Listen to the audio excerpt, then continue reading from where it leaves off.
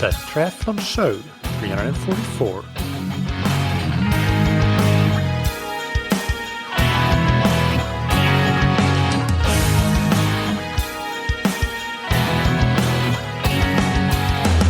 Hey, what's up everybody, and welcome back to another episode of That Triathlon Show, the podcast presented by scientifictriathlon.com. I'm your host Michael, and on today's episode I interview Jacob Tipper. Jacob is a coach of athletes across the spectrum from track sprinters to triathletes, and he's also a very, very good track and road cyclist himself. Jacob was the person tasked with putting together Alistair Brownlee's team for the Sub7, Sub8 project, where Brownlee was eventually replaced by Joe Skipper due to an injury. And in this episode, we discuss the whole process and what we can all learn from what went into planning that epic event, and the performances that we saw on the day were absolutely amazing. Jacob and I ended up talking for over 2 hours in total, so I split this interview into 2 episodes. So what you'll hear today is part 1, where we mostly cover the Sub7 project, and next week you'll hear part 2, where we talk generally about training and coaching. But before we get into the interview, big thanks to our sponsors, Precision Fuel and Hydration. Precision Fuel and Hydration create sports nutrition products, including both energy and hydration products, and they help you use it effectively through a range of free tools, services, and content. They have recently launched a fantastic fuel and hydration planner on their website that is a one-stop shop for figuring out an effective race hydration and fueling strategy for you.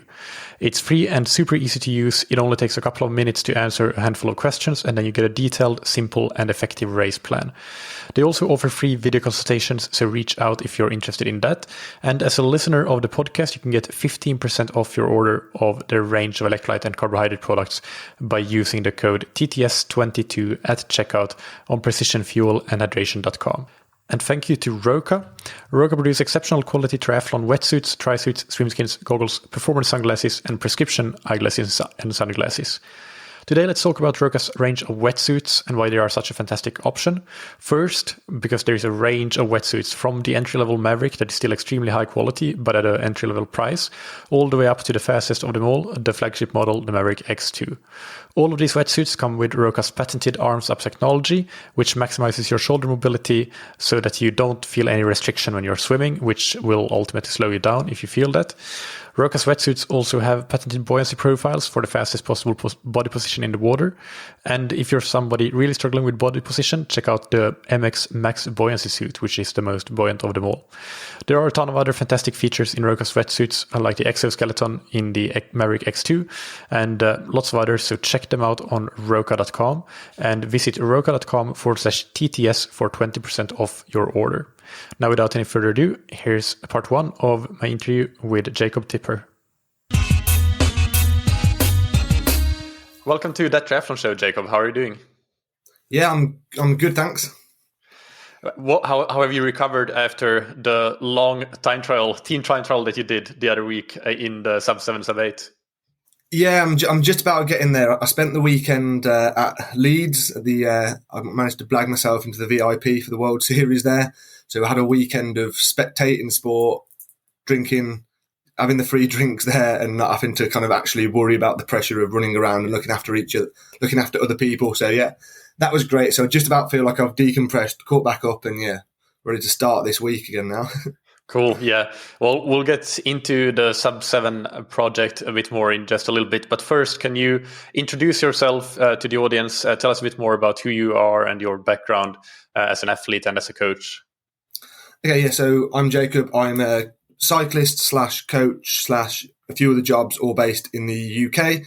I ride for Ribble World Type Pro Cycling at the moment. I'm not a big time pro, but I've been around a little bit. I've got to do some cool races in. I've won a stage of Tour of Chingai Lake, which is the highest altitude race in the world, or highest altitude stage race in the world. That is a pro race. That's my little claim to fame within cycling. That's as far as it ever got. And then in terms of coaching, I work with a few really good athletes. Dan Bigham, who is the hopefully soon to be hour record holder, current British hour record holder, and Ben Healy, who is a young rider on EF Education, who you may spot off the front of pro races at the moment, doing crazy solo breakaways, and I'm sure soon one of them is going to pay off. and you'll see him plastered over the front of pro cycling a bit more. Nice, yeah, let's hope so. And you even dabbled in triathlon, both yourself and in coaching as well. Yeah, so I was a triathlete as a child growing up. I was never particularly good enough. My swim was lacking, and at the time, 70.3 in Ironman wasn't really a route that was obvious to go down. And it was very much kind of make it as a pro or nothing. And I definitely was not making it as a pro because my swim was just too far off where it needed to be, which led me going on to cycling. But yeah, in recent years, I've kind of dabbled back into it. I did the Outlaw Half at the end of COVID when all bike racing was off. That went all right. And then I'm currently trying to balance a bit of it now. And I was hoping for a bit of a kind of half cycling, half triathlon campaign this year. Unfortunately, with helping other triathletes, such as Alistair Brownlee with the Sub7 project, and then turning out to help Joe Skipper, it's not really helped my own personal triathlon as training's kind of gone down the pan a little bit. But yeah, no, it's something that I'm looking to dabble in and do a bit more going forwards. For me, I'm very, very competitive within my sport, and it's been quite difficult the last few years not seeing improvements anymore because I'm getting busier and busier with work, and my coaching's going really well, and I have some other jobs. I also work for Hoop Design I'm officially their head of cycling, but it's more consultancy based around their aerodynamic work, and they're kind of applying some of the sports science to their products. So yeah, it's been difficult to keep seeing improvements while work has been getting busier and busier.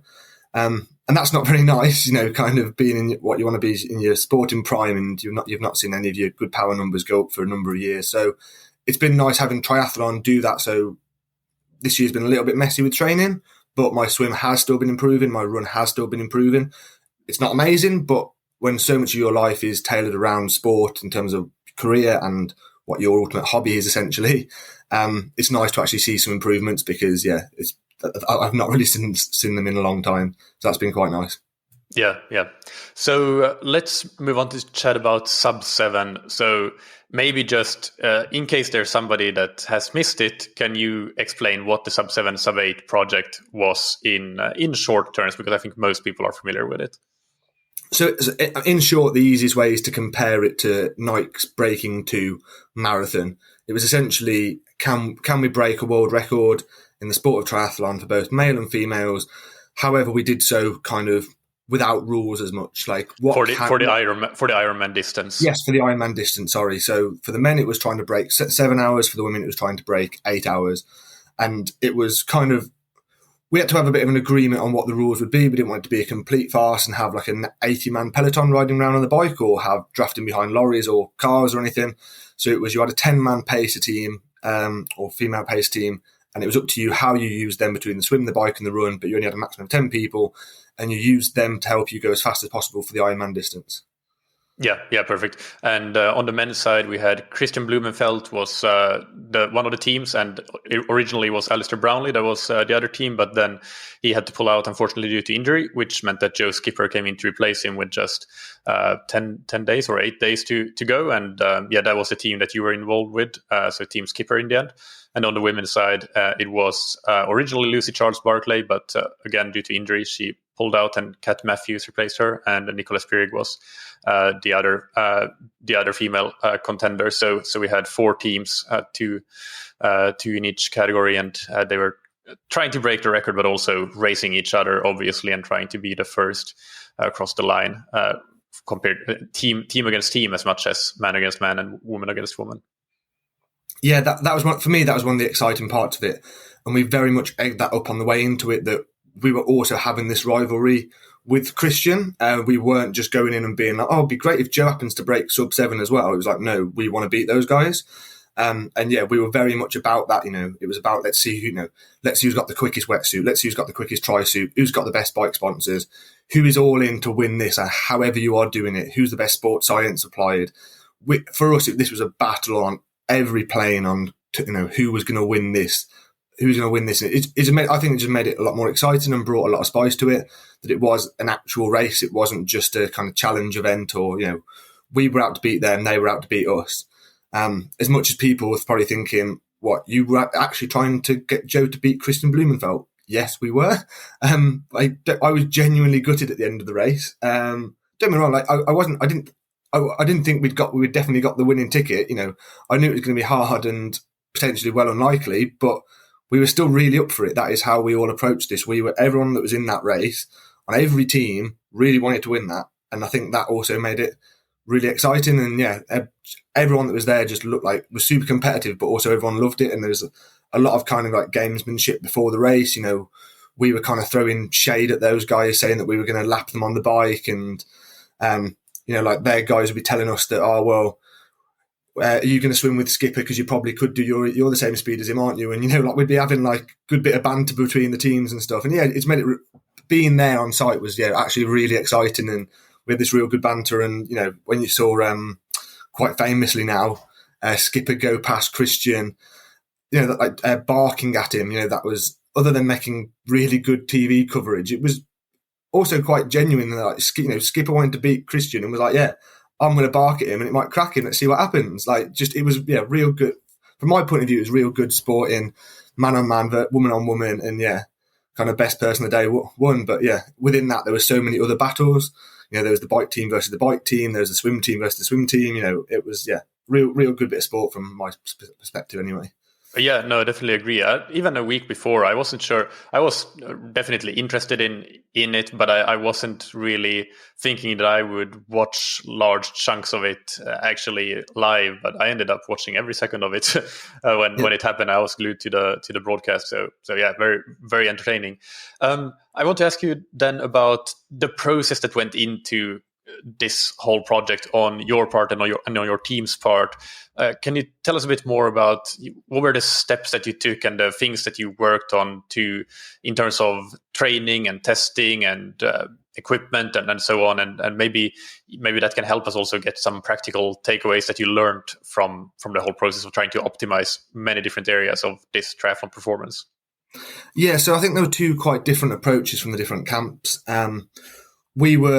I think Alistair came into Hoob probably about 12 months ago or so, sat down with me, Dan, and Dino, who's the owner, and basically said, this is the project we're doing. I need to go as fast as possible. And then, yeah, I kind of, as Dan went off to Ineos, I then kind of took over the bike side of things. And it was my job to kind of get all that organised. Thankfully, we kept Dan on as a rider and he still helped pitch in with all his aero stuff. And then, yeah, in terms of the way that we approached it, it was very much, we went as much as possible for guys that we knew could do this very specific effort. So half the guys that were there were formerly Who What Bike KGF. So they got this experience at riding close on the wheel, doing kind of team time trial based efforts. We've got Harry and Dowsett, John and Dan had all been world TTT contenders, racing with Great Britain there, and then a couple of other lads that were in the setup. I just had they either train with us or I had a lot of faith in their ability at riding a team time trial essentially. So we picked guys that were kind of tailor made for this. I very much went under the idea of road riders are also a lot better at this than time trialists, in my opinion. I've done team time trials before when I'm not the best time trialist in the world by any means. As a racer, I was a sitting sprinter, but I definitely perform better in a team time trial than I would in an actual time trial because there's that ability to punch hard on the front and then recover on the back. And I think a lot of just pure time trialists aren't quite as good at that effort. That's not kind of where their strengths lie. So for us, it was picking guys that were super fast, super aero, but had also got this road background. So they've got this ability to do the over-unders that's required. And then in terms of optimizing, again, we tried to, as much as possible, pick guys that I knew would be fully optimized. So on the Christian team, they were quite limited. It was, they didn't kind of have the same, so maybe quality of riders outright, but then they spent more time training together to make up for that. And then they were sponsor limited with the bikes that they had got and the kit that they had got. Whereas our camp was, well, I can't get Dowsett to come and train with us because he's at the Giro. So we knew that we'd do all our kind of optimization in terms of riding together in that last week because I knew that the guys had got that background already. But we all had got the freedom to change stuff sponsor-wise. So in the few weeks leading up to it, it was just a case of buying as much of whatever the fastest components that people were already missing off their bikes. So wax chains, oversized ceramic jockey wheels. We borrowed some faster front wheels when it was needed, optimizing front tyre, rear tyre, chain rings, making sure everyone's on one by chain rings, things like that. Then with Hoob, we made sure we'd got the fastest skin suit with kind of different base layer technology. And then most lads had already optimized the kind of helmet to skin suit interaction. A lot of guys already tested that, but we did, while we were there, we had access to this essentially massive velodrome, which we raced around for the entire time. So we also did a last bit of helmet testing and position testing on certain guys once we were at the track. But it was with guys that I knew were already pretty finely optimized. We didn't want to. The thing with aero testing is, if we just took power houses there that weren't aero and just hoped that we'd, a month before do a load of aero testing and hope that it all turn out aerodynamically, that's definitely not guaranteed. You could do that and some guys would respond massively and you could take some big unit and it turns out you can get them super aero. And you'd have some guys who just almost wouldn't improve at all. In my time at, on the track team, I almost found no watts through aero testing. I was the only one. Everyone else found watts. Whatever we did, Dan would test Tuesday, Thursday, Saturday, and then suddenly find 3 watts at each one of them. And I'd do a full day aero testing and find nothing. So some people are always likely to find these kind of improvements while other people don't always. So it was also important to make sure that we had guys that were as close to what we needed as possible. Sorry, I'm going off on a long one on this one. And then in terms of what we did from there, optimized. So we basically got these amazing riders, loads of power, super aero. We had them fully kitted out in the fastest skin suits. Made sure all their bikes was optimized as possible. So then the last bit really was on the week leading up to it. We did a load of modelling in terms of just seeing what everyone's CDA was at the front, what everyone's CDA was, and draft efficiency sat further back through the line. And then through that, this is where I left it to Dan a little bit. We went through and we found what the kind of power requirements would be for the speed we wanted to ride, and basically who was capable of that and who wasn't capable of that. We actually went there with 10 guys, so we took 2 spare riders, so we'd got enough people, and we actually had to use that data to decide who was in that team of 8 as well, because other than Dowsett, Dan and Harry and stuff were a little bit above everyone else because they are super strong. But after that, the other 5-6 guys were pretty much all the exact same ability, almost all the same aeroness. So we actually had to use this data to help select the last couple of riders and kind of take a little bit of a best guess, because obviously this model is based on, in the end, your 3-hour total power, which there is very limited performance models on. No one actually knows. No one's ever done a full gas 3 hours all out, or not many people have anyway. So a little bit, not with over-unders anyway. Maybe by a few people have done 100-mile time trials, flat paced, but not with massive spikes. So yeah, we then had to go and try and best work out what we thought everyone could do, how we thought they'd back it up at the end, and kind of just put this formation together as well, because that was another important part. When you've got someone like Dan in the team, you have to try and make sure that someone super strong can sit behind Dan, because roughly speaking, this is from experience, when you sit behind Dan, whatever power Dan is doing, you are doing sat behind him. He's so aero, and it means if you're sat second wheel behind him for a 10-minute, what we're doing, 6 minute turns, then you could get found to be in a lot of trouble. And if you end up hitting the front after just doing the same turn that Dan has done because he's so aero. So yeah, we basically just put all that together, optimized all that, worked out what the strategy was going to be, and then on the day we just went for it. And yeah, we delivered. Well, the guys delivered an amazing ride, and yeah, backed up exactly what we said we were going to do. The times that we said are literally the times that me and Dan kind of picked up off the top of our heads. When Alistair first came in 12 months before, Alistair comes in, what time can we do? Is it sub 3? Can we do sub 3:45? And me and Dan were like 3:15, 3:20. We'll smash it. Just complete confidence. For nothing to back that up, we just decided that's what we could do. And as it turns out, that's basically what we did do, which was, really nice when you saw all the people that had kind of slagged Joe off on social media being like, is he going to do 3:20? He'll never do that. He'll never average that speed. And the guys absolutely smashed it. So, really happy with that. And just all went really well. Yeah. Did you do any aerodynamic testing for Joe as well, or any optimization with his setup, even though he was at the back of that train of riders? Because as you said, you chose riders that were mostly already close to fully optimized, but maybe somebody like Joe, especially coming in so close to the actual event without preparation, had some gains that you could find there in the last week. Did you find that was the case? So we put a few little things on Joe's bike again. We optimized his setup. So part of it was literally calling up. We give his agent a boot and said, call Ceramic Speed, get him some jockey wheels. So we ended up with a brand new Aero Ceramic Speed oversized ceramic jockey wheels. I think we put a bigger chain ring on him. We'd already got a wax chain that was there ready for Alistair, so that went on his bike instead. We put some calf guards on him that Hube had already made, so that they went on him. I don't know if DHB know that, but breaking it a bit late now. And then, the rest of it, his position was pretty limited, to be honest. I think that we had more gain through actually just working on his draft efficiency. So he probably did a bit more on the bike than really he should have done in a week leading up to an Ironman. But it was actually a case of him just learning to get real close on that wheel behind. And there was more to be found through improving his draft efficiency than there was through necessarily just trying to find a watt or two in an optimized position. What we just did, and ultimately we didn't have that much time to change things and to do aero testing. It got all this to do. It'd come over like relatively unprepared in the grand scheme of things, and there was in the middle of sessions, agents were dragging him away and taking him off to press conferences and stuff. We didn't have loads of time to do stuff with him, so we optimised what we could. I think we had put different tyres on him as well. That's another one we did with him. But I think most stuff we actually, in terms of his actual position, it was roughly where it was. We used our energy to work out what he was doing behind, how we could smooth it up for him. So we'd do a little bit. There was a few times that we were maybe like booting through a bit too hard on straight. So we worked out, if we smooth that, does that make it easier for Joe? If we ride with the sweeper in front of Joe, does that make it easier for him? And actually, from an aerodynamic perspective for Joe, that was actually, again, more about what the team did around him to kind of lower his power requirement than it was about actually doing too much with him himself. Yeah, makes sense.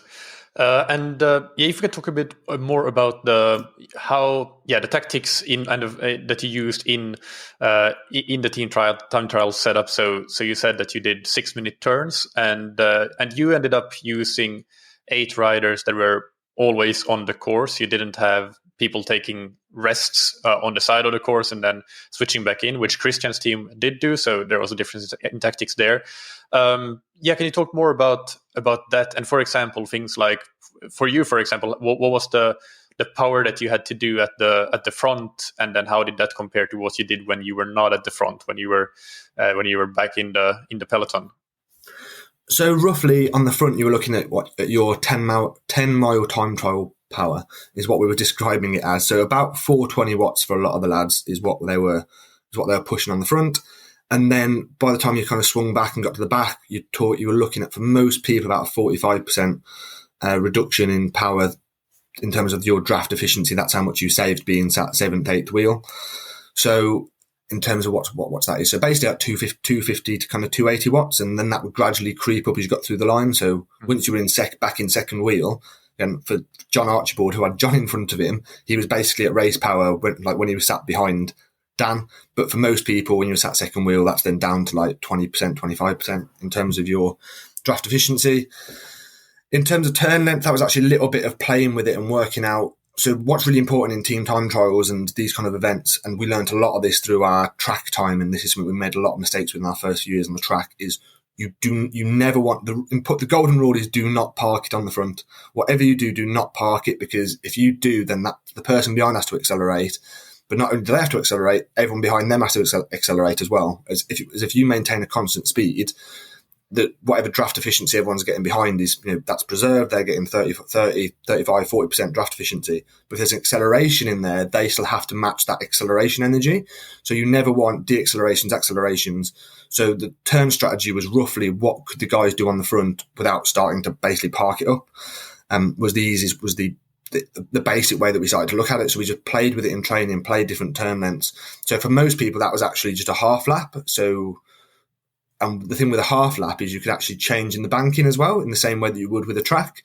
So a lot of lads did a half lap, and then there was only Dan and Dowsett and a few others that did a full lap. So a full lap was 6 minutes, a half lap was about 3 minutes. But what it meant then was you could actually use the banking to save some energy, and then use that energy to drop back in and drop back into the line. Whereas if you go out to the side and let the kind of other guys come past you that way, you're obviously de-accelerating as you're going backwards and the team are coming past you. Then you have to re-accelerate to get back in. And for people that have done chain gangs or team time trials before, you actually know sometimes the hardest part of that isn't the turn on the front. It's actually when you're going backwards and then jump back into the line that's then going forwards again. That can be the really hard bit. So having the banking like kind of helped reduce that. So that was one of the things we did. And that was actually one of the reasons why we didn't do laps out as well. We reckoned we through kind of playing with a few different scenarios, we thought it was almost as easy for the guys to change properly, drop back in at the back of the group than it was to actually drop out, come to a stop. And then when you come back on the track, only like, I think the Bottrell guys were doing it 10 minutes later. They have to go from 0 to 50k an hour. That's a pretty big spike in energy that you've got to get reaccelerated and get going again and then drop back into the line. And obviously that energy is not in any way helpful or conducive to the team going faster. Using energy to accelerate yourself by yourself in the middle of the track does not help your team go faster. Whereas the energy that, say, Cy Wilson is using when he's sat man 8 in the line, that is useful because that is also offering more draft to Joe behind. So he's just sat there doing nothing, he's actually still helping because he's just providing more draft for Joe, if that makes sense. So, and for our guys, they're 250 watts in the wheels. That is recovering. That is, that is. You are using energy. We had to make sure our guys are really on top of fueling. So we had camelbacks down people's fronts with, I think, a mix of 80 to 90 grams of carbs in there, and then people were taking gel. So all the guys were kind of consuming somewhere between 100 to 120 grams of carbs. So we're per hour, that is. Per hour, sorry, yeah. So there's a lot, there was a lot of energy being expended, but they were definitely recovering when they were sat in that position towards the back. So by the time they did that, it was almost as easy to recover, offer Joe more draft than it was to get off the track, use a load of energy, reaccelerating again. We'd looked at what the different. One of the things that helped us make that decision is, again, this rule situation. We weren't sure what the rules are. We obviously couldn't give a sticky bottle to anyone on the paceline. We couldn't just give Joe a bottle and just like rag him down the straight. That would be cheating. But obviously the rules aren't conventional rules. So we were like, well, can we just give the pacers a sticky bottle and just throw them back up to speed again? If we'd been able to do that, then maybe would have utilised taking the laps out, because there wouldn't have been the loss in energy would have been made up for by the car providing the energy rather than the rider having to do it. But that wasn't allowed. So again, we just stuck with the formation we went with. Yeah. And what was the race like, the power profile like for Joe sat at the back of that peloton? I think Joe was 305, 310 watts. The important thing that we were trying to do was not cause these big spikes, which on the day, it was the conditions are quite equal. There was no big headwind, no big tailwind, so it wasn't too bad. Some days in training, there's one real big headwind straight, one real big tailwind straight, which, to be honest, would probably have suited us more for taking time out of Christian, because our guys, like I say, could really have punched that headwind section.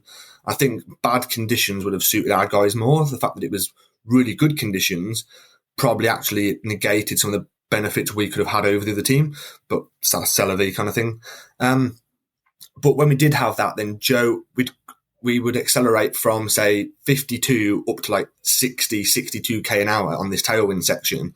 And that would cause Joe some difficulty, that kind of 10k an hour acceleration, which, as I said earlier, if there's acceleration energy, he has to match it, even though it's in the tailwind, and he still has to do that extra spike.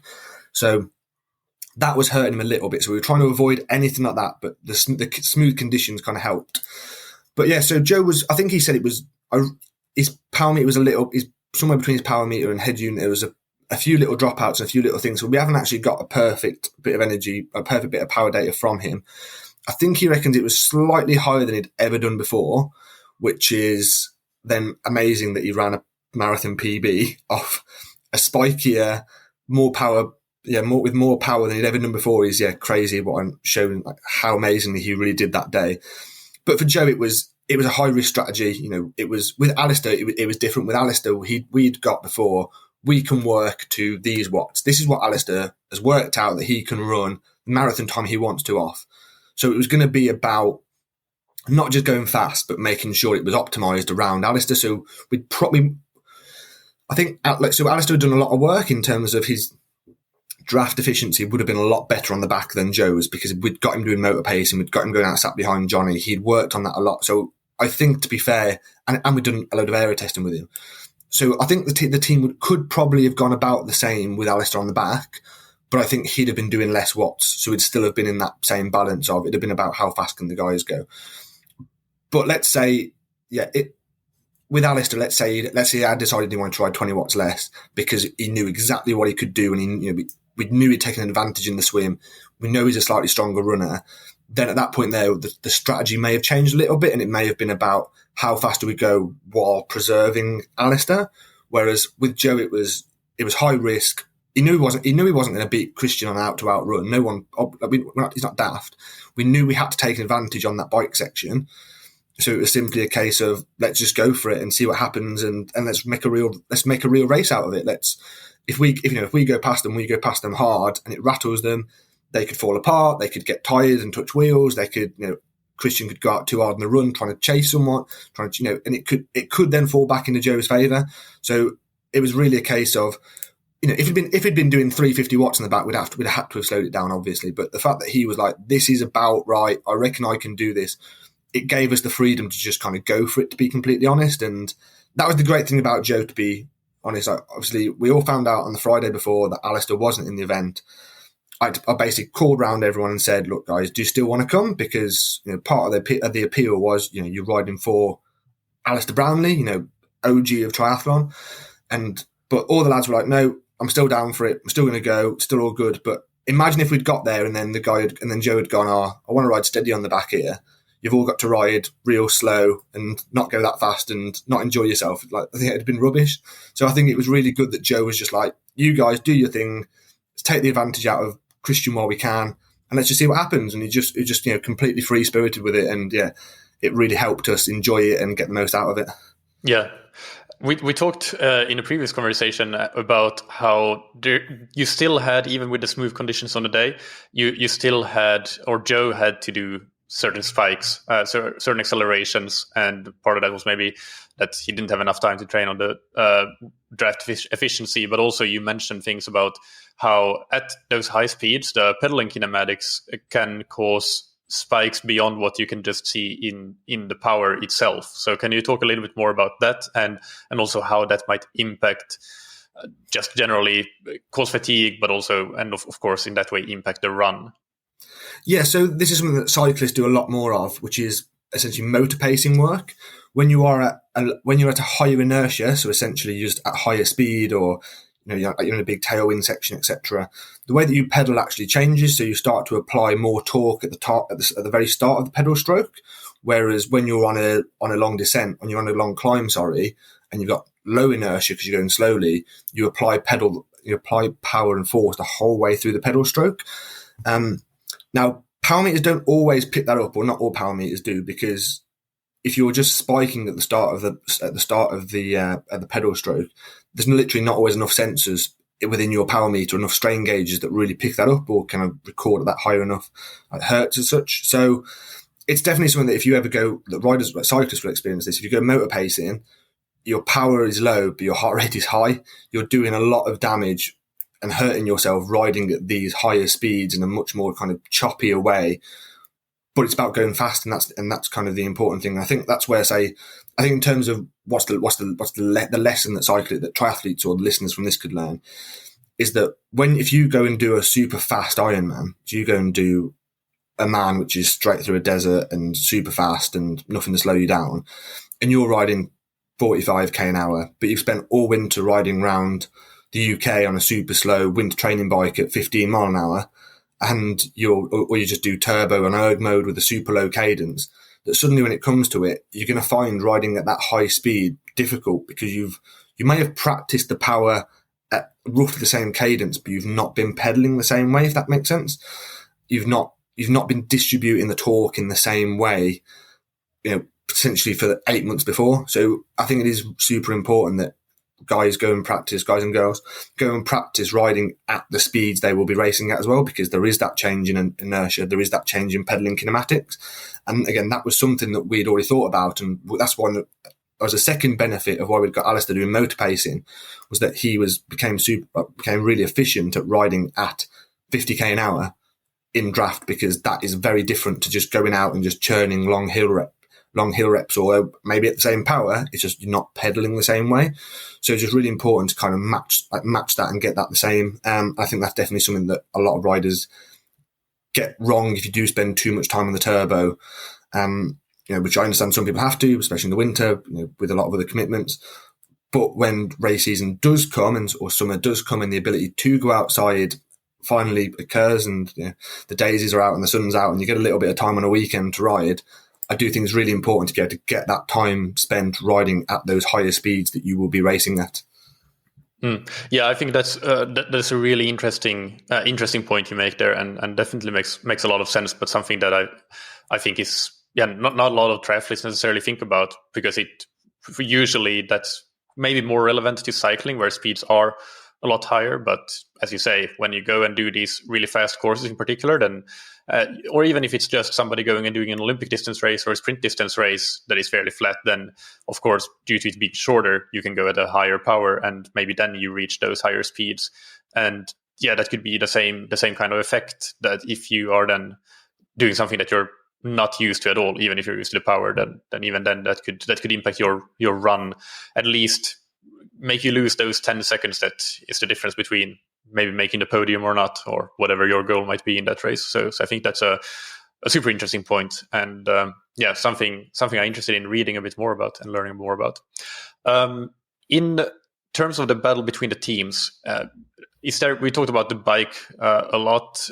Is there anything else in terms of the bike that you want to mention that maybe that you did that the other team didn't think about, or in the swim and the run as well, something that you think were worth highlighting? Yeah, so obviously coming onto the project late, there was only so much Joe coming in late, there's only so much I could obviously work around what Joe had been doing. Alistair had been away doing his own stuff, his own isotope tracing or testing in terms of like seeing how many carbs he can absorb and all that kind of stuff. Alistair had done a lot of his own sports science I was just the bike, he was the overall project, whereas Joe obviously hadn't done all that. So it was a case of, well, what else that I had been involved with Alistair, or we knew we were going to apply, could we still also take across to Joe? So, with Alistair, we'd made some new prototype wetsuits, but again, Joe wasn't allowed to use them. And then the best one, which is probably my proudest sports science kind of thing, if that makes sense, is we had a chat with Alistair maybe a month ago or so about pre-calling, and I said, why don't we go and get, I was so proud, I'd had this idea for months, and I was finally like, I'm going to tell Alistair my great idea on this call. I was like, mate, we're going to get super soakers, these cool, like brightly coloured water pistols, fill them with water and ice, and we're going to squirt you a lot. Your bike pace is going to squirt you, cool you down. This is going to be a great way of really taking advantage of these additional rules that we were allowed to bend for this event. And yeah, I was kind of really up for it. And then Alistair trumped me and went, I've got a much better idea. Says, look at your WhatsApp.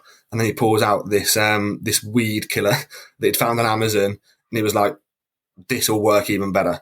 And then that's where the story of Weed Killer Man came from, which was Joe's mate who basically rode around with this weed killer spray thing and essentially just applied a cold mist to Joe just throughout the run, and just literally kept him cool, which when it was 27 degrees, which is super hot, it definitely helped him. And he said all the way through was like, that was an absolute game changer. That made such a difference to his cooling ability. And ultimately we were the only team that had kind of thought of that solution.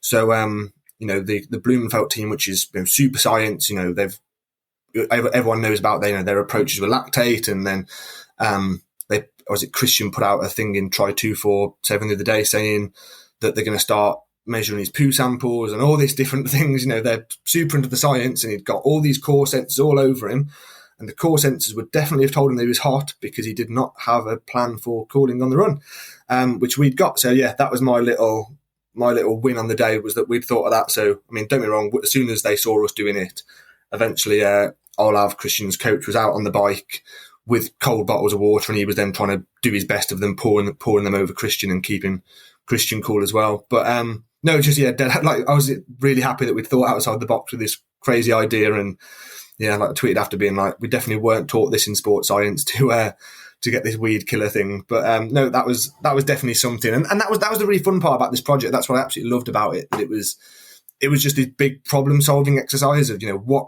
now we've got this change in rules. What else can we do? So it was that we'd got wetsuits and more buoyancy. It was that you're allowed to cool people. All these different things. Like at one point there was talk of fairings on the bike and stuff. We just love this like whole problem solving idea, and what can we do differently? And I think the fact that maybe our team had come from a bit less of a conventional triathlon background. One of the people involved in Alistair's side was Nigel Mitchell, who's worked again heavily in cycling. Meant that we didn't actually know. To be honest, we didn't actually know what all the rules are for whether you are allowed to squirt someone in an Ironman run or not, because we've not actually been there doing that. So if we don't know the rules, it means that we've got the freedom to think of all these new ideas and think what could potentially be of use. So no, that was definitely one that I was really happy with and really chuffed with, and I sort of got a lot of coverage and a lot of love on the on the commentary. So yeah, good, enjoyed that.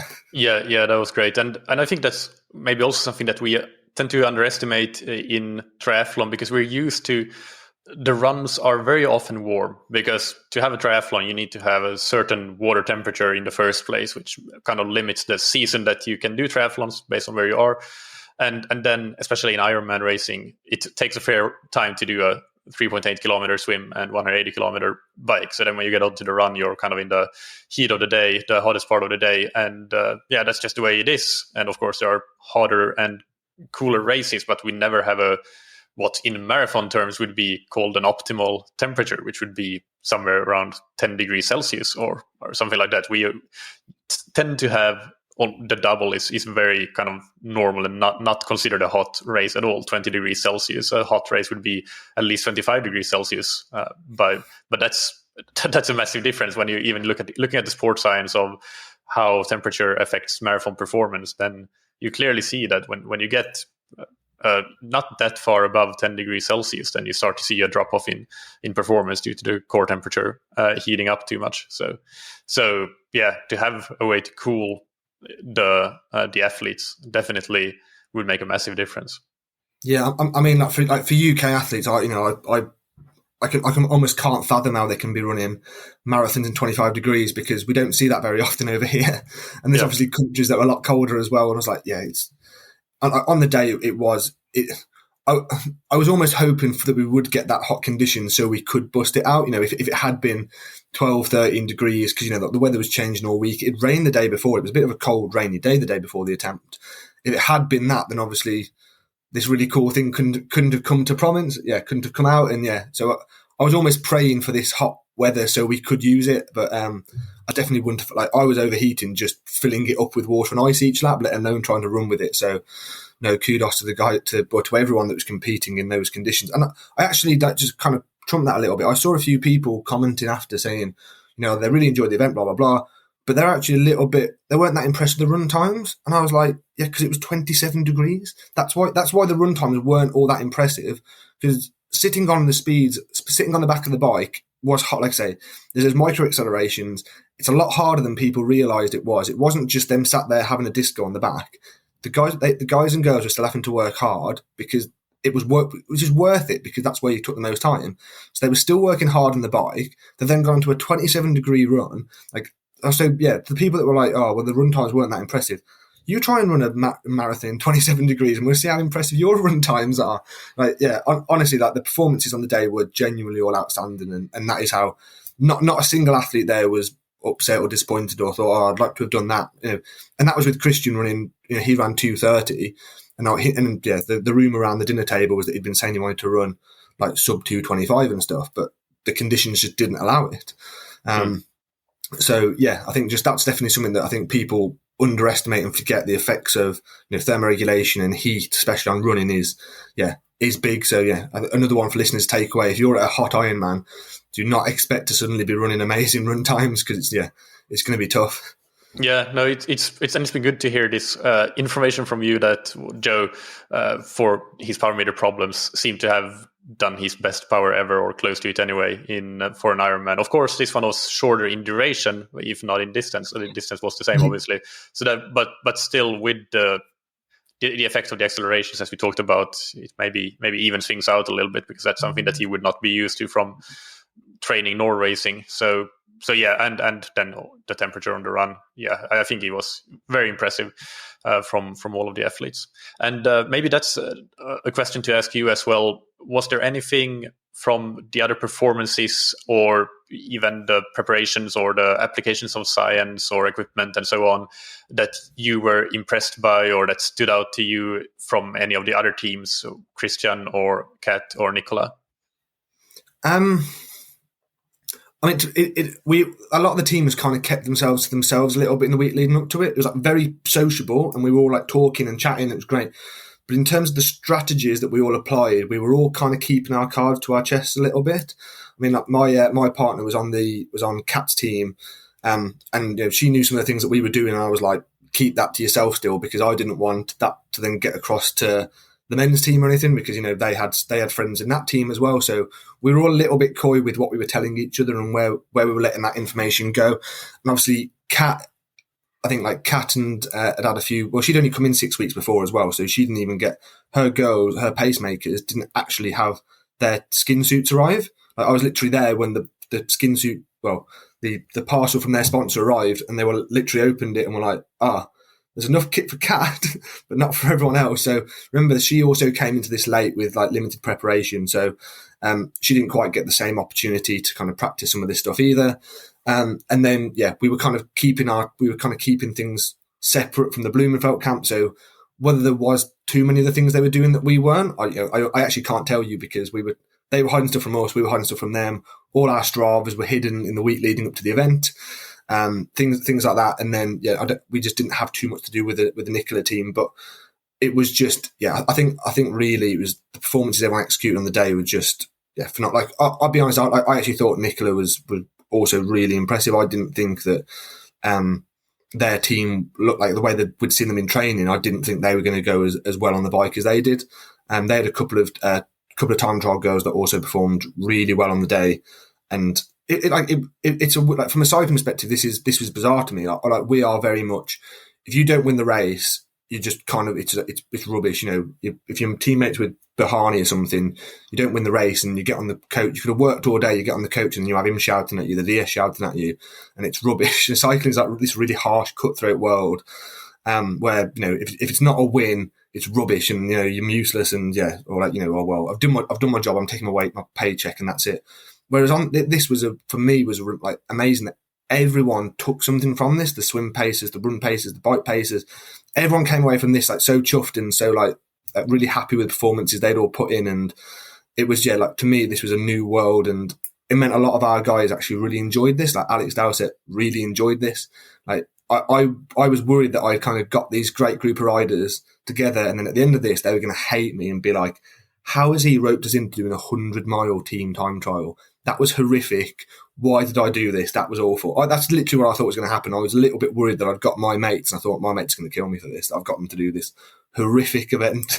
But they all loved it. Every athlete there genuinely loved this event so much. And this was like a really new thing for me. And actually going to an event where 40 athletes come away happy. Like, I've never been at a race where 40 athletes have been happy at the end of it. There's normally a few people that are happy, one team that's won that are happy, maybe a guy that's got in the break that's happy, and a lot of miserable faces around the dinner table. So I think just that alone was really interesting. But what they all did sports science wise was, again, there were definitely a few of the teams that probably kept things like hidden away, but that's still the way it was. In a fun way, people were keeping these little tricks to themselves, but I think that just added to it. I think that just made it good fun, that it was, it really was us versus them. And on the men's team and the women's team, they were friends, but they were out to get each other. And I just thought it definitely added to this whole event. Yeah, and to wrap up a little bit around the Sub7, Sub8, what are some things that you think that listeners of the podcast could take away and maybe apply themselves to help improve their triathlon or cycling performance? So I think it's a case of doing what we've always done, which is whenever you come away from performance, you just be super critical with what can you do differently to improve. Every event is a problem-solving exercise. You have, it's not just a case, you have limiting factors, you have things that limit you, the fact we have 8 riders, not 12 riders or 15 riders to help us out, that you only have there's always set parameters that you're working within. You might not have the world's biggest budget towards your next event, but every event you're doing should be a case of breaking down what can you do differently. So we've done this before. I think Dan's been on numerous podcasts where this is what we did after Track World Cups. We literally we did rubbish and we got dropped. So we went, right, here's a list of 20 things we can do differently. And, the easy one is start with the bike. Have you optimized your tires? Have you optimized your chain rings? Have you got a wax chain? Have you got oversized ceramic jockey wheel? You might not be able to afford all those things, but if you look around enough, you'll see what are they worth and how much it's costing you. There's plenty of resource out there. Bicycle rolling resistance will tell you, what tires roll the fastest. You can see how much they cost and you can go, well, that will save me 4 watts and cost me 80 quid. And you might go, well, an oversized ceramic jockey wheels, they also claim to be 3 to 4 watts, but they're going to cost me 400 quid. So I'll prioritize the one that's going to work for me first. You get the tires, then you get the ceramic jockey wheels after that. And you just go through and you work out, what you can do differently to make you go faster. Did you bottle it because you were too hot on the run? Okay. If your next run's hot, you need to do heat work. You can't just do the same thing and expect if you do the same thing and expect different results, then you're on a path to failure. You need to do things differently. From a fueling strategy, when you finish a race, sit down, go, what did I eat? Was that enough? Could I have done more? How could I have done more? What could I have done differently? What should I have done? Should I have had an extra bottle on the bike? Should I have had, there's all these different things. Could you be more aero? What would happen if you did more power on the bike? I think that's what we did. We stripped this event and we said, all the different things we can do. So it was, can we have more buoyancy for the swimmers? I understand the average person can't, you're not allowed an illegal wetsuit for your swim, but are there things you could have done differently? Do you need to work on your open water swimming? Do you need to work on specifically the fast start of an open water swim? Because there's a lot of all these nuances when it comes to race day that you do not practice in training. Is that you go off in a big pack, you sprint out, and then you try and swim after a horrible sprint to kind of get yourself out into some clean water. But a lot of people don't practice these things. And I make the mistake once, that's fine. But after an event, go through and go, what could I have done differently? And work out a plan of how you're going to integrate that differently into what you're into your event. And I think that's just very much something that I understand not everyone's got the same, you haven't all got Dan Bigham to do an exact, this is the power requirements of what I should be doing for today, but there's still definitely things that you can work out, you can do. You can have this, what I just say is this list of all the things you can do to improve, and then you work out how do you put that into, place before your next event. And it might mean saving up. It might mean that some of those gains are expensive and they're going to take you a little bit of time before you can afford them, if it's trainers or whatever it is. But I think it's still just worth, I think a lot of people don't do that in sport, full stop. Triathlon, cycling, we all love slagging off, say, football and, footballers are overpaid, blah, blah, blah. That's a rubbish sport. Footballers, on a Monday, they sit back and they look at their performance on a weekend. So they have a full analysis team and they break down the full performance of what they've done. A lot of triathletes, a lot of cyclists, a lot of stuff, that does not happen. You do your race and then it's job done. It's no, that's the time that you can learn the most. You can learn more on that kind of post-race analysis by splitting stuff down and working out what you need to do and what you can do differently to kind of get you to your next thing. That's literally the thing I enjoy the most. I almost enjoy, I wouldn't say I enjoy failing, but I enjoy that planning for what is the next step. And that's all this was. This was just a big plan of, what are all the things that we can do to go faster and how do we put them all into place? And it seemed to go all right. I mean, we didn't have a basis for this. We didn't have an event first to get it wrong with, but we just applied the best logic that we could and just went for it and had this big list and we applied it and we tried to make everyone go as fast as possible. Yeah, no, that's a fantastic tip, fantastic advice, and would make a good soundbite to save and use in coaching, for example. Where are there some things that you have now with the event happened a week ago or 8 days ago? Do you already know some things that you could have done better and go even faster? Again, we're all nerds, so the first thing that we did was go, can anyone actually go sub-6? I think the answer was no. But the first thing we thought was, actually, how much quicker could you go? What if it had been a 12 degrees run and and Christian could have ran a 2:25 and the first thing we did was we did try and work out that what can we do differently? I don't think I think on the bike, yes, there's there was little things we could have done. You know, on the ride between the lake and the track, did we cut every corner? Did we take that fastest line through each corner? You know, just like that's not proper corners in like when the road swings to the left or swings to the right. No, we didn't. So that's one. Like, how much is that saving? I don't know, 10 seconds, 15 seconds. But you know, it's not like an half an hour off. But you know, then we got on the track. The coverage makes it look like we actually dropped all in quite nicely, but we actually didn't. We made a little mistake there. So that was another place we could have saved energy. We then basically, like the way that getting together worked was Cy then ended up behind Dan. And as I literally said, he took that brunt of being forced behind Dan and basically cooked himself. So Cy was then like a little bit of a spent force for an hour or so because he had to sit back, chill, recover. And we didn't get to use him as the way we'd like to have because we got that formation wrong. We'd pre-planned about, but what we'd not done is we hadn't had the conversation of what happens if somehow someone gets in the wrong position. Obviously, we should have had a signal or site, you know, we should have communicated before so I got burnt up. How are we swapping this around? That did actually come on we actually did do that about an hour in. So like basically we got on the radio and was like, I cannot ride behind Dan. And eventually we swapped it round, but it was too late. We'd kind of cooked him already. So, you know, we almost ended up like a rider short for that reason. So, you know, that's another thing we could have done differently.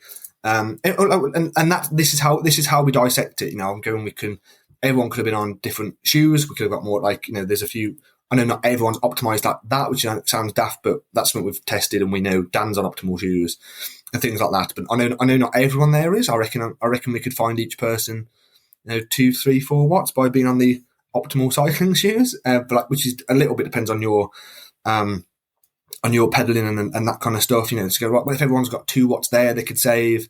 And you know, and we literally just went through this whole event, and you know, I know. In terms of, you know, like obviously Joe was sponsored by Hoka on the shoes, but I know I can't imagine they'd had time to do a load of, say, specific prototype shoe testing for Joe. So what I would have done if I was, let's say, in charge of the run project is I'd have had like, God knows how many, as many like different shoe prototypes as possible, because obviously at the moment the Alpha Flies are pretty much showing to be the fastest shoes on most, but like on fast people at high speeds at Kipchoge speed. But that's not necessarily the way that Joe runs. That's not necessarily the same gait that he's got.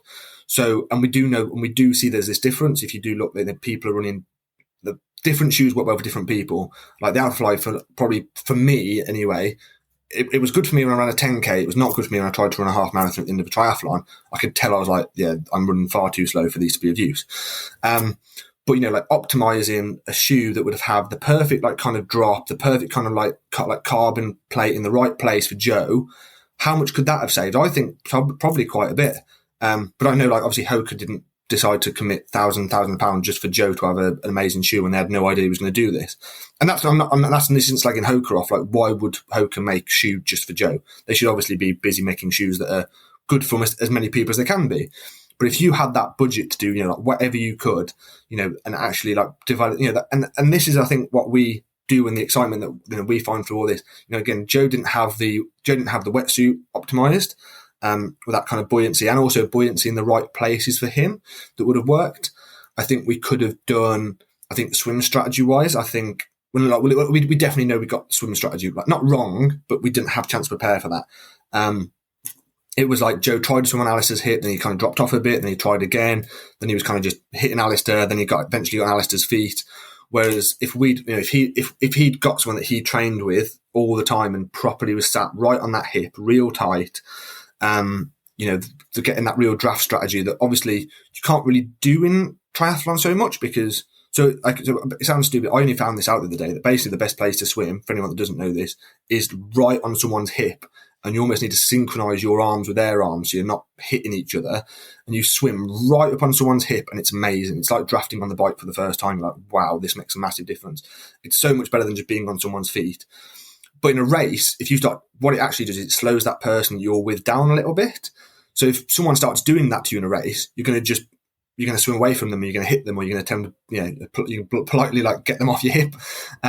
So you can't really do that in a race, but this would have been an opportunity that if you really optimize that swim draft, you know, because we just have enough time to practice it, it could have taken a lot from that. So yeah, these are all the things that, you know, this is how our brain works. We finish this and we're like, right, how many other different things in every part of the discipline? And that's why triathlon's also an interesting one for me, because it adds this different it's not just cycling's problem solving, your run problem solving, swim problem solving, transition problem solving. So yeah, there's definitely things we know that we could have done, we'd like to have done differently, but sometimes it's a case of needing God knows how much money Nike put into breaking too. I imagine it was a massive amount. We didn't have a budget like that, but we'd still love to have gone in and done and tested all these different things and these different ideas and that's kind of our mentality on these things. And we could definitely have gone faster. Whether we could find enough to have overcome Christian, I don't know. I reckon it could. Yeah, obviously Christian's not going to stand still. But yeah, if you gave us another month and we knew that Christian was going to do the exact same time, could we find those 3 minutes? I reckon we could get close. I mean, whether Christian could have pushed on the last lap of the run and stuff or found a little bit more, I don't know.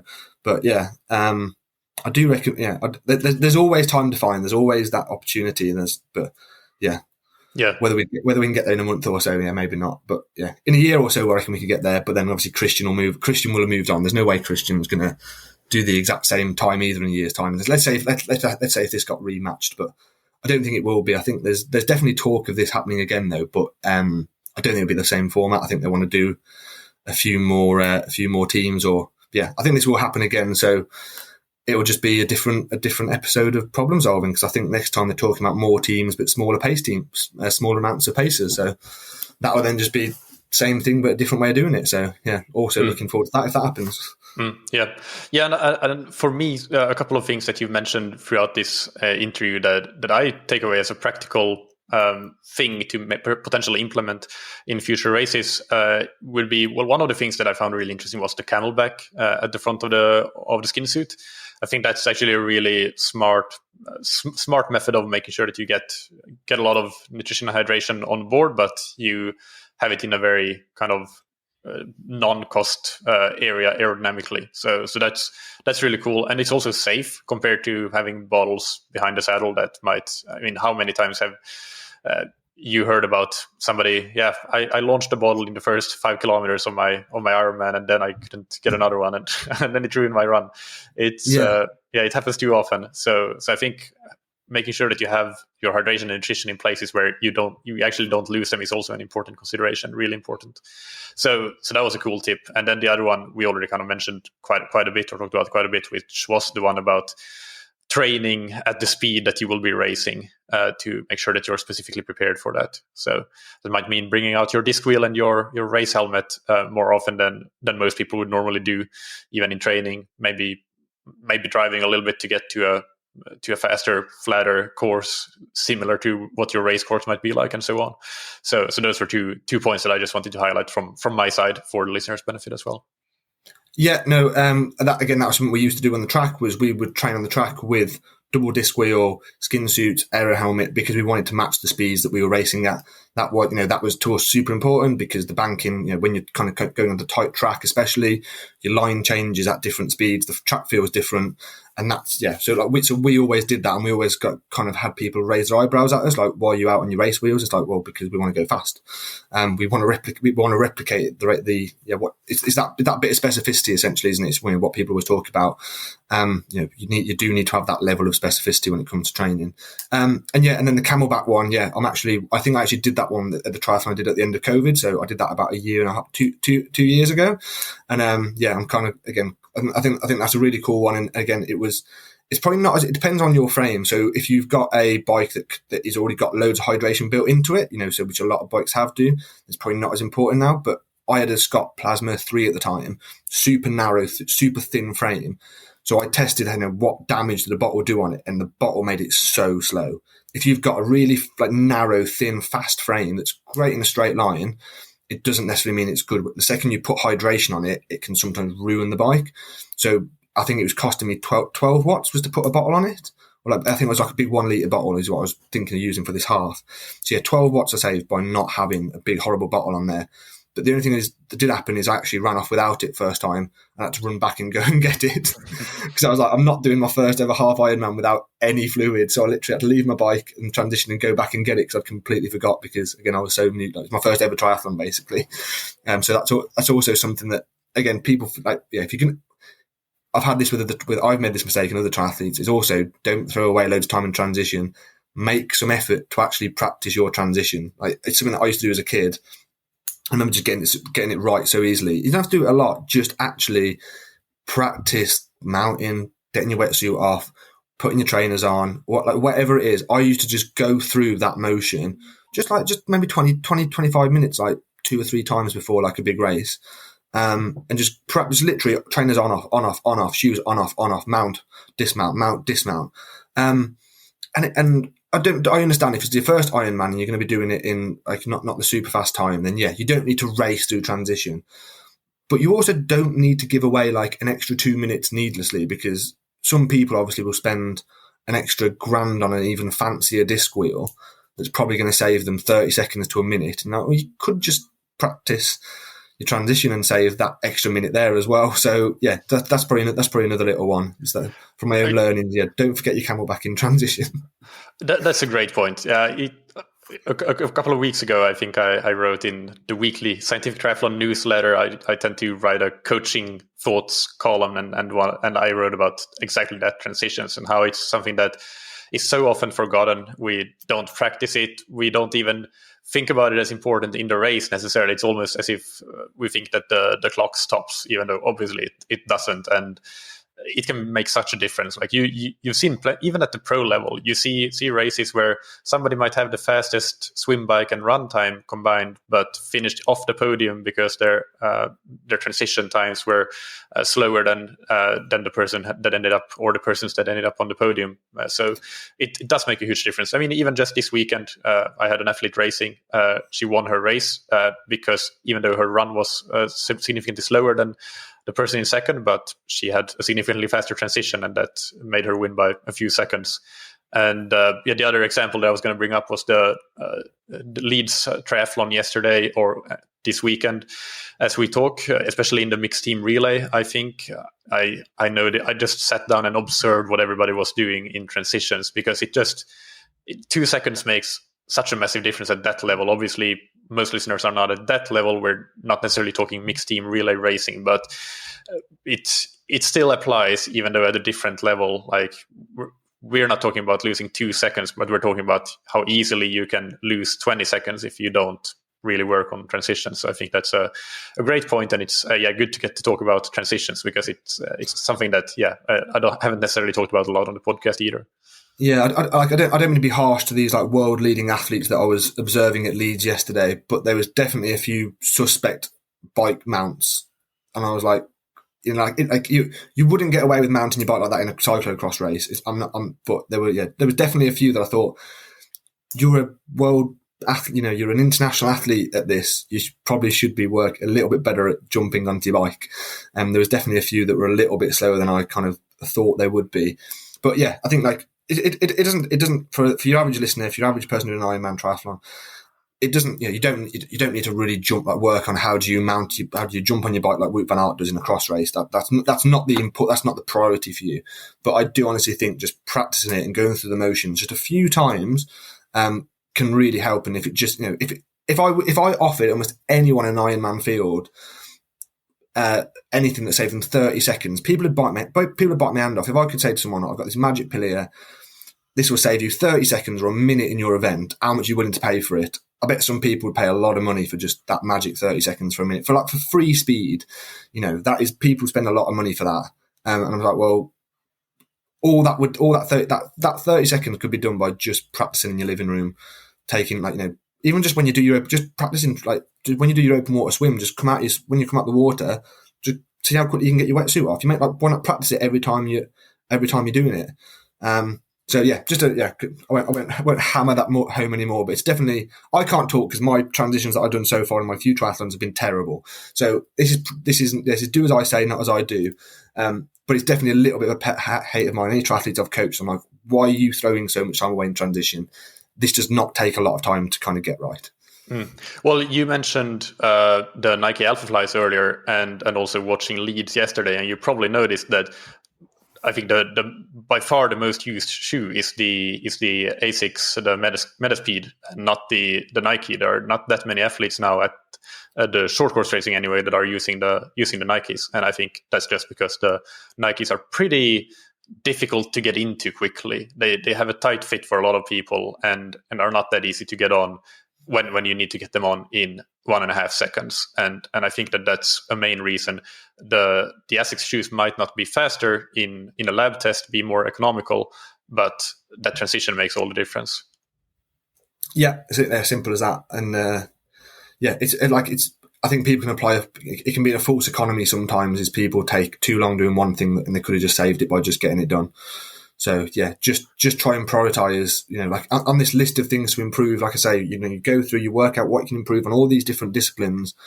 Make sure you also put transition and work out where your transition was compared to maybe not the fastest person you raced against, because I'm sure someone's gone through an Ironman transition like an absolute lunatic. But if you're in the bottom half, there's kind of no excuse for that really. Like work out, well, what can you be doing differently? And like this, I think it's exciting. I think you go away from this race and you go, these like I could actually have done this time if I just did that. I think it's quite exciting. I think you get a bit of a dopamine rush from thinking of like all these ways that you can improve. And just remember that transition is one of those things. For sure, yeah, and I think that's something that anybody can do for any race, any triathlon anyway. You look at how you rank percentile-wise, for example, in your age group, if it's a big race, or in the men's or the women's field, if it's a slightly smaller race, for the swim and the bike and the run, but then in transition, T1 and T2, and maybe the transitions put together as well is something that I look at. And if you're ranking in the, let's say, top 50% for the swim, top 25% on the bike, and top 25% on the run, and then in the top 75% in the transitions, then you can see that, okay, well, maybe the lowest hanging fruit, not necessarily the lowest hanging fruit, but where I need to up my game if I want to be on par with, or up my general level of performance, would be the swim and the transition, because they are not as good currently as my bike and my run are. So that's one way of just assessing, okay, where are you strong and where are you not as strong. I hope that you enjoyed that interview, or part one of the interview.